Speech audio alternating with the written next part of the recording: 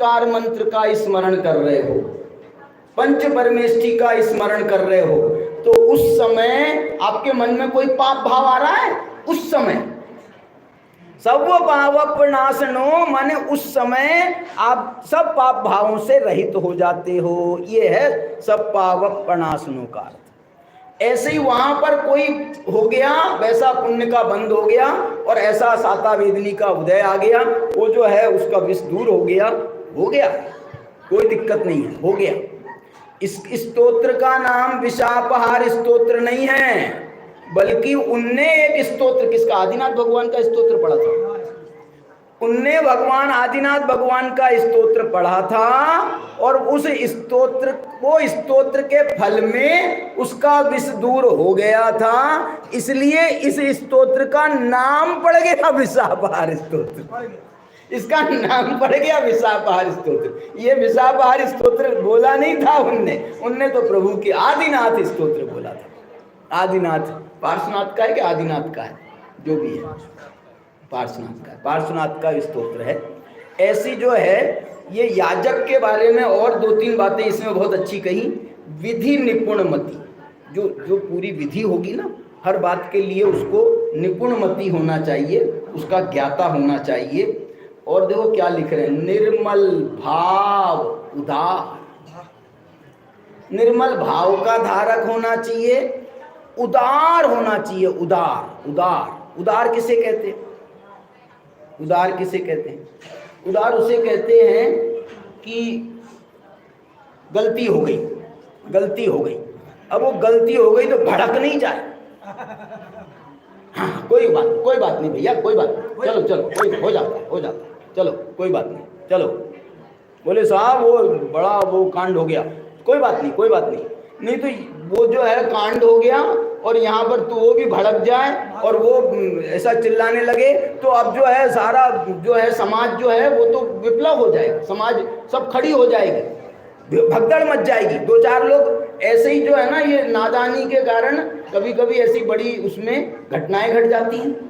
इसलिए उदार चित्त होना चाहिए, उदार, बहुत सहनशील जिसको बोलते हैं, वैसा उदार चित्त होना चाहिए। और कैसा होना चाहिए? मधुर बैन, बोली उसकी बहुत मधुर होनी चाहिए,